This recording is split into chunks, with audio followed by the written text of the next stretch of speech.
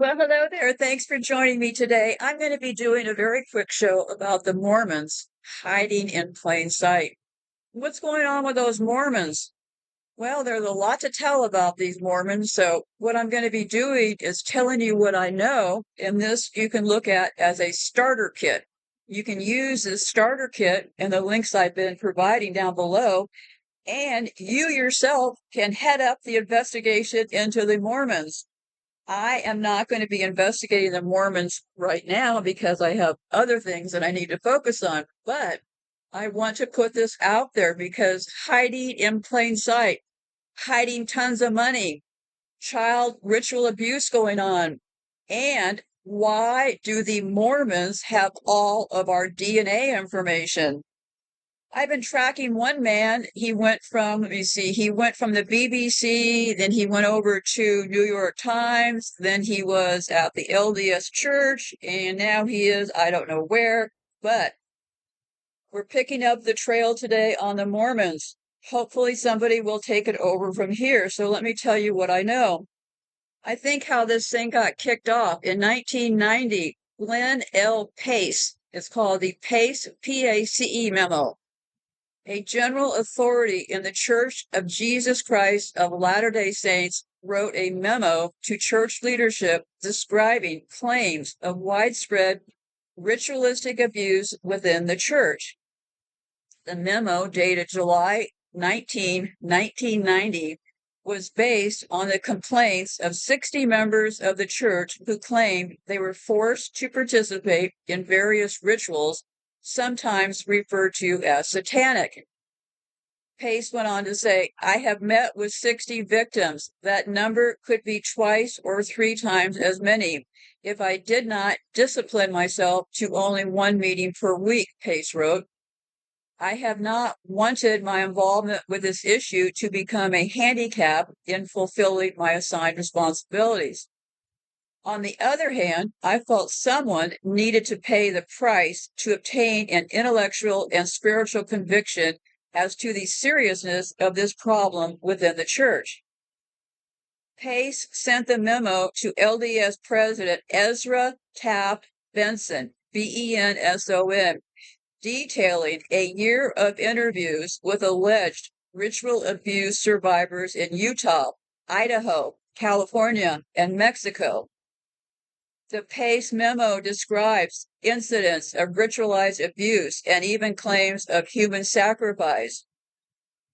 Pace would state that he was convinced at least 800 members of the church were involved or had knowledge of the abuse, including bishops, a diocese president, patriarchs, temple workers, members of the church young women and young men groups, and members of the Mormon Tabernacle Choir.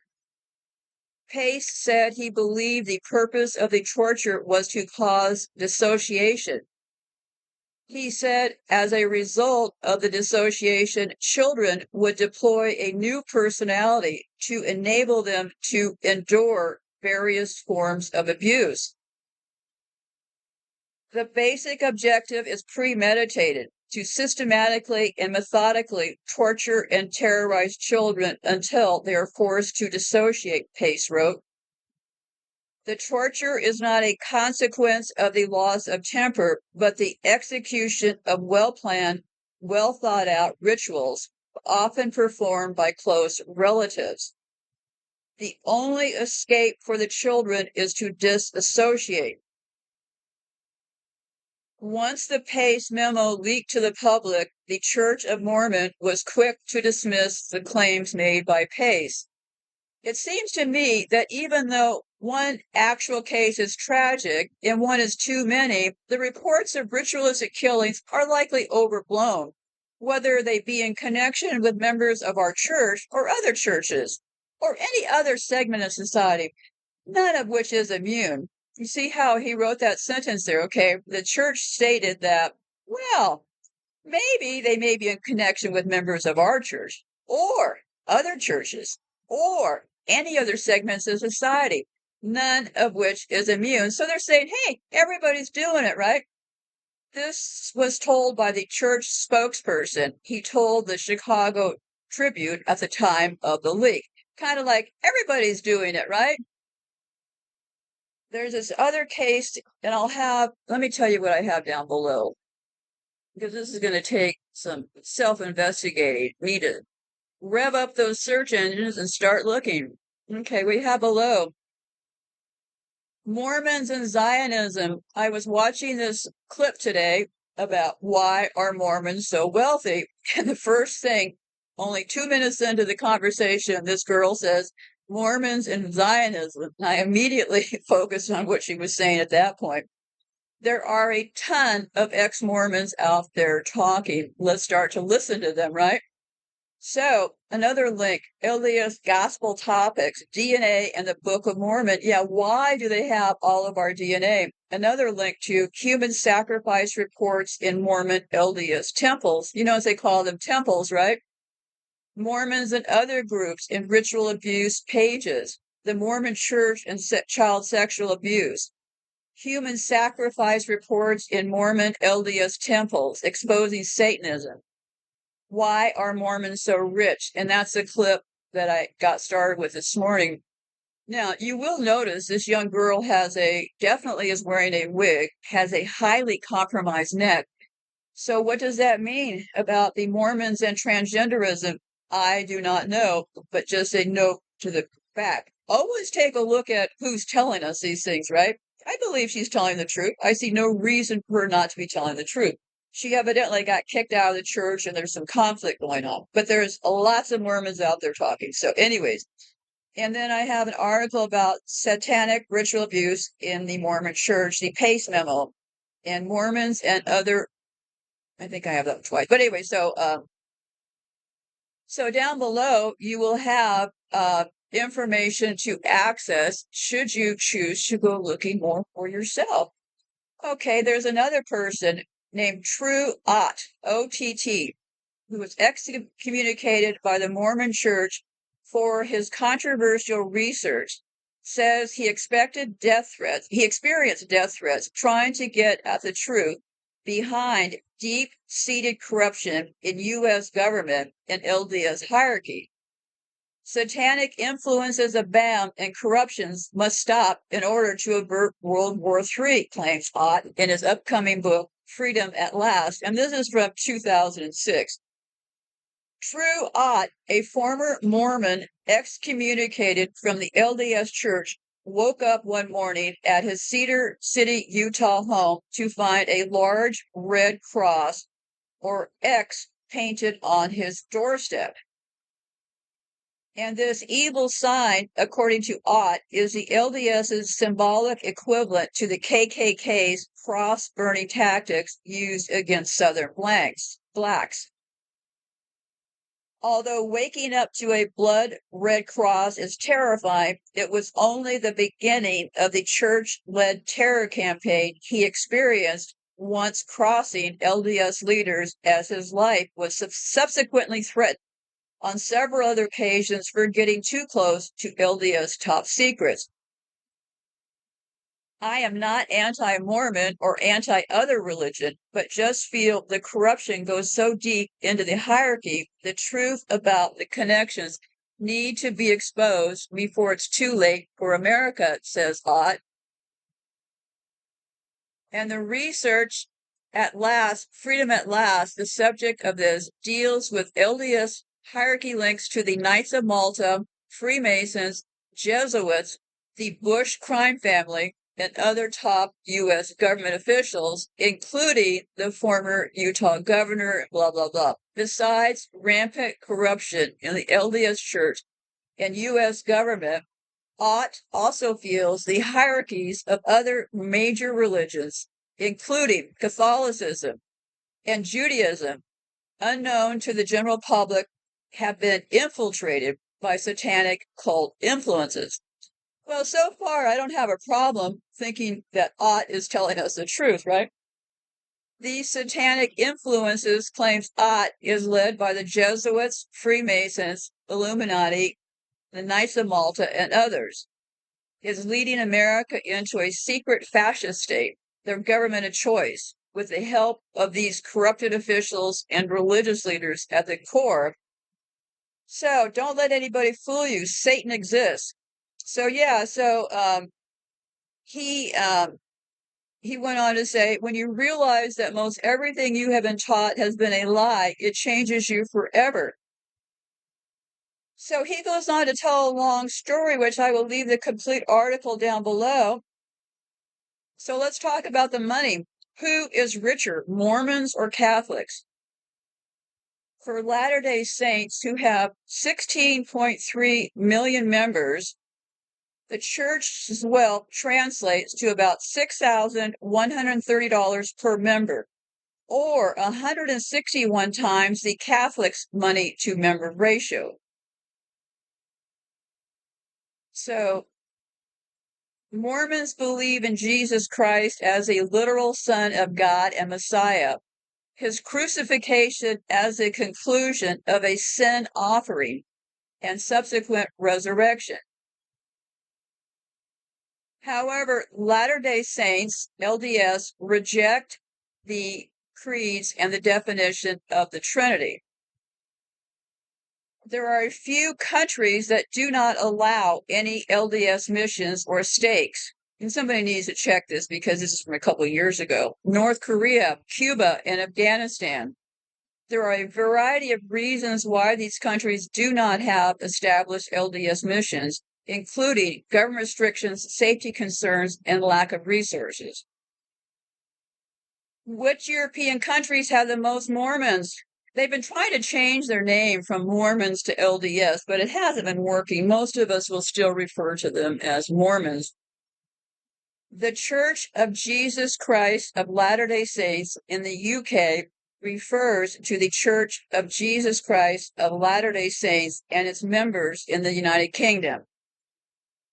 In 2019, the UK had the second most LDS church members per capita among countries in Europe, behind Portugal.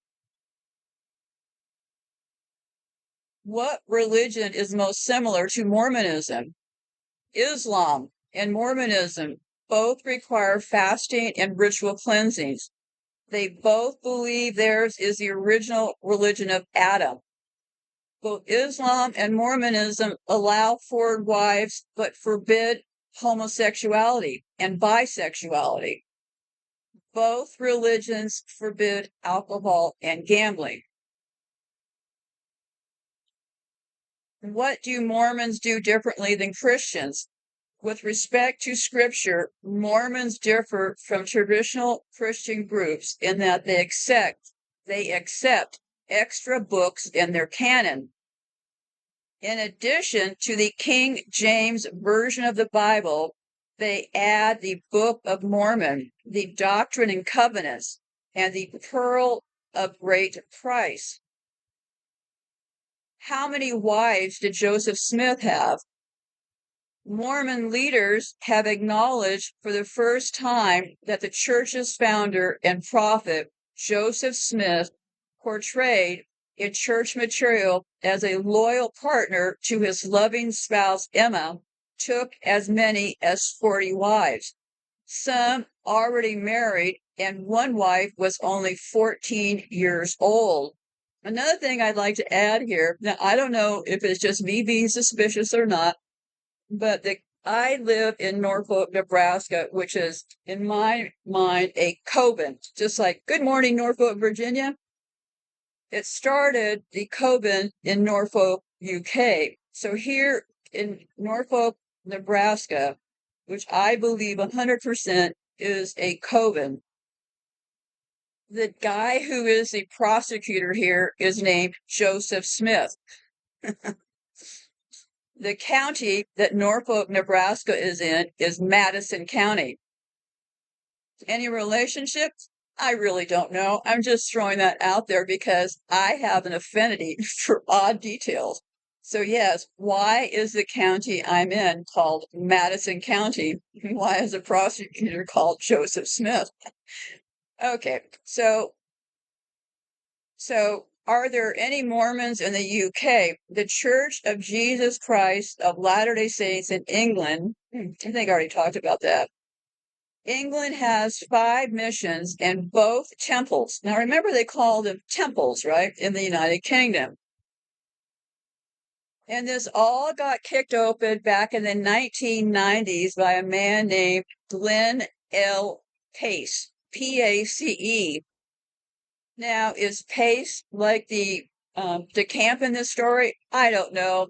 It is too early on. Now I'm just gathering data in the hopes that somebody will take up the lead from here. But Pace did state that abuse occurred in Utah. And of the victims, he said that 37 of them were from Utah, 3 were from Idaho, 4 were from California, 2 from Mexico, and other places 14. So, and then also there was a leak. There was a 60 Minutes interview, and a person came forward named Nelson, and there was somewhat of a leak about the money I'd point you to. Nielsen, recounted a culture of secrecy at the highest levels, a charge disputed by a member of the churches. And somebody did a recap, and I'll just go through parts of the 60 Minutes recap.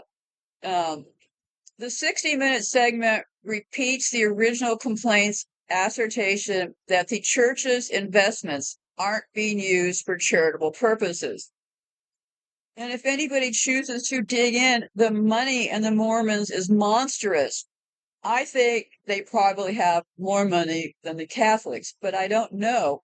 That's why research needs to be done. I'm just thinking out loud at this point, but the Mormons are sitting on piles and piles of money. So, anyway, so I'm going to leave part of that interview for you to take a look at yourself, because then they were talking about the money thing starts to almost make your head spin, okay? Because they have special, of course, IRS tax benefits. So, but there was a claim that the SEC charged the church with creating shell companies to obscure how wealthy it was and how it had centralized control of that wealth. The Security and Exchange Commission did fine the church and EPA $5 million. But yeah, so you'll find some allegations coming in here. So the EPA, I have to look up that word, it has to do with the church, but the EPA's wealth may now be in the realm of $150 billion.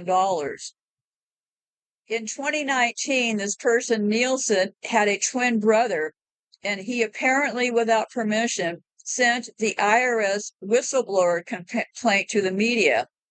It claimed that EPA controlled more than $100 billion in investments, not including much of its real estate portfolio.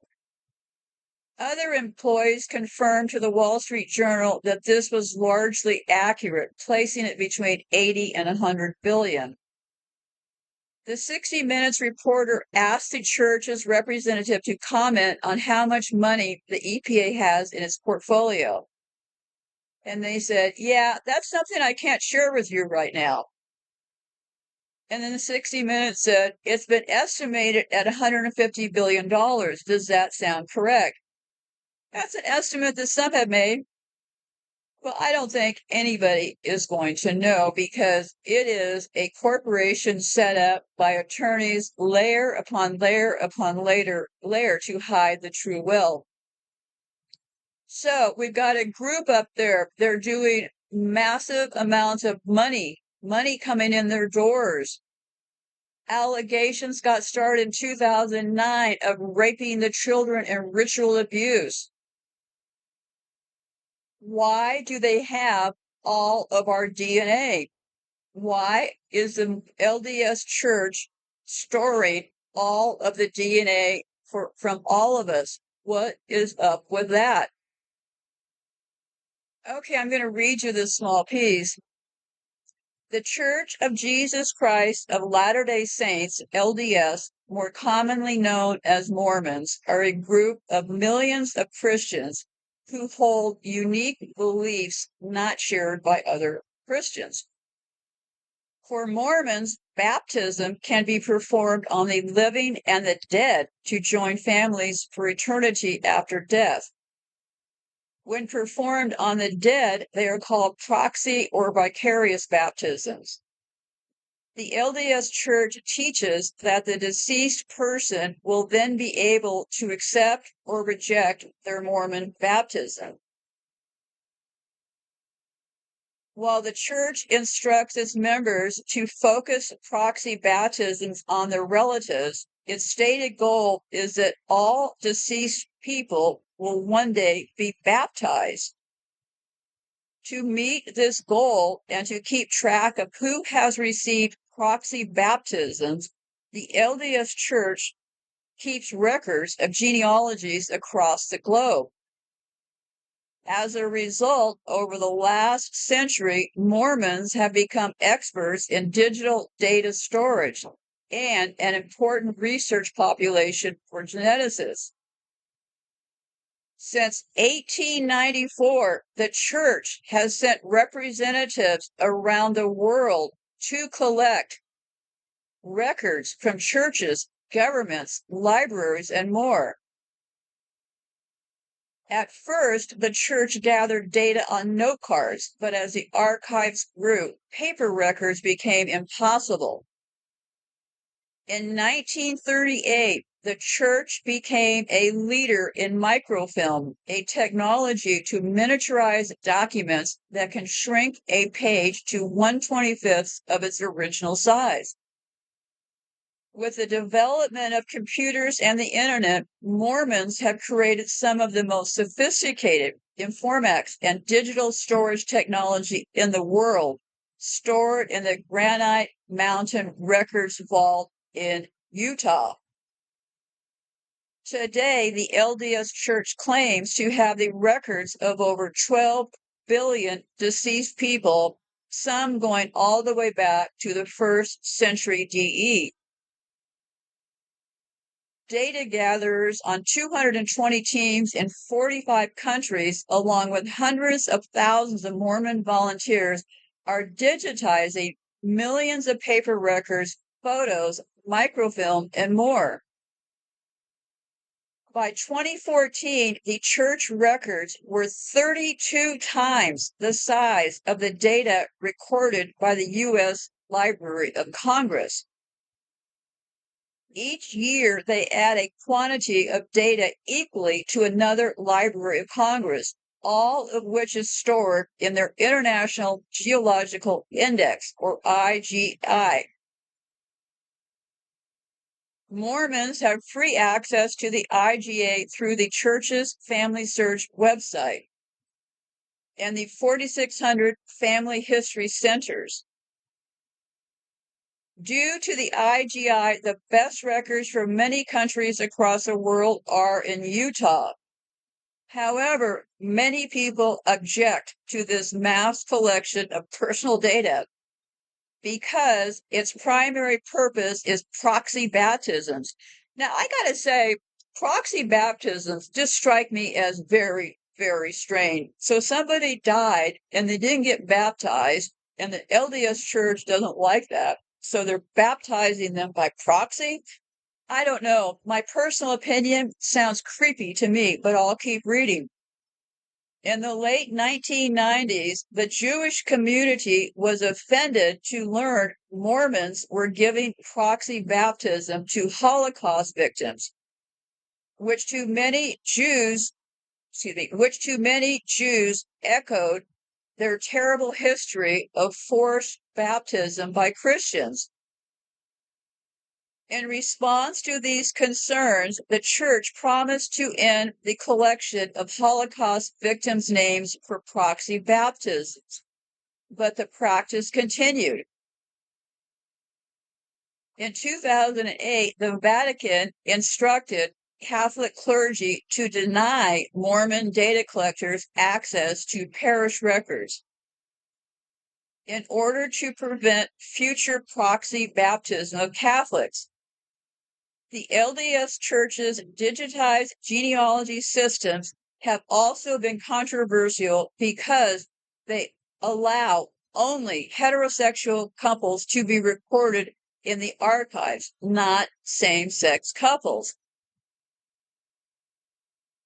But digital data storage is not the only scientific tool that Mormons use to further their global baptism goals. Many Mormons have also become interested in genetic research as they collect genealogical data. The LDS Church actively promotes DNA testing for its members to help them discover unknown branches of their family tree, and many of the first popular genetic testing kit companies were created by Mormons. In 2001, Mormon billionaire James Sorsen started one of the earliest genetic testing kit companies called Relative Genetics. In part due to his religious interest, it was later bought by Ancestry.com, another Mormon company. So Ancestry.com, where everybody is lining up to spit into those tubes to get your DNA, is owned by the Mormons. While today Ancestry is a publicly traded company, it uses LDS church records and the IGI. All LDS church members receive free memberships, and they can use their account to send relatives they find on Ancestry.com directly to the LDS church for a proxy baptism with a click of a button. Now, this is getting even creepier. So people can go through this list. Oh, yeah, I think I want to have that person baptized. And they could click that button and the message gets sent. In addition to the Mormons' interest in genetics, genetic researchers are interested in them. Because Utah's Mormon population began as a relatively small insular community, and the LDS Church has recorded a vast trove of genealogical data about them, Mormons are an ideal test group for genetic research. So, I don't know. Why exactly are the Mormons there? Why do they have all this money? And why are they getting away with ritually abusing children? What's going on now with the Mormons is just now kicking off. If anybody is interested in tracking one of these deals from start to finish, I suggest you make the Mormons your cause central, because the Mormons have it all. They've got secrecy, they've got money. They started in the 1800s. They've got a lot of suspicious things going on. They've got all those wives, all the kid abuse, the name changing, all the hidden secrets. And more importantly, why are they in receipt of all of our DNA information? What is going on with all of that? And keep in mind, if you do the research, just because they say things, don't automatically think that it's true. They are gathering up all of this information for some reason. I don't believe they had any information early on. And then what they did around the 90s, they came up with these DNA kits to add to what little information they had, because I have said for years they are making this up as they go along. So I don't think they had many records. That's why they came up with these DNA kits, to get people to spit into those tubes and send in their DNA kits. And I've done shows about this DNA kit business. It is all a trick. But why? Why did they set out? Because, like in most cases, they want to get us to pay for our own abuse. In this case, I see the same way. They got millions of people to buy all of those DNA kits, to submit their DNA to Ancestry.com, or basically the Mormon Church, right? Why are they gathering all this? What are they up to? Well, they may say they're up to a lot of things, but keep in mind, I think they just started gathering this stuff because they did not have it already. So they've got some plot for the future, but is it a reasonable or sensible plot? Probably not. But in the meantime, let's focus on the money and the children that they are raping and the children that they are disassociating. How many people amongst us are really disassociated is my big guess. We've got all these people up in Utah where the Mormons all hang out. How many of those kids have gone through these rituals at all of these temples all over the place? Mormons need attention and they need somebody to look into them. Unfortunately, that person is not going to be me, unless at the end of the day, I think, oh, I got tons of time on my hands, but I don't right now. So I need to focus on these biolabs and these other things for right now. So I just want you to point out the Mormons have their own Bible, they have their own church, they have probably as much or more money than those Catholics. Also, and it entered into my mind a couple of days ago because I saw this short.